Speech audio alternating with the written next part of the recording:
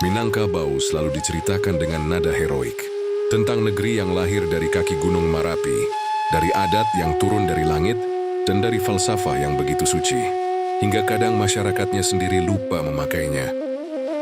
Kita bangga dengan legenda Minangkabau, kisah kerbau yang menang karena akal. Ironisnya, hari ini kita sering kalah karena terlalu percaya diri bahwa kita pasti pinter. Dulu Minang terkenal dengan musyawarah. Kini musyawarah masih ada, tapi lebih sering untuk menentukan siapa yang paling pantas.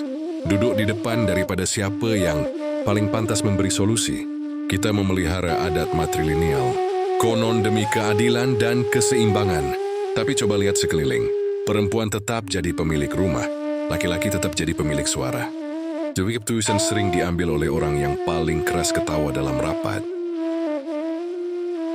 Pagaruyung, kerajaan kebanggaan kita, tempat para raja memerintah dengan bijak, dan tempat para keturunan raja hari ini sibuk berdebat siapa yang paling asli. Islam masuk dengan damai katanya. Betul, damai sampai perang paderi pecah, karena dua pihak sama-sama ingin paling benar.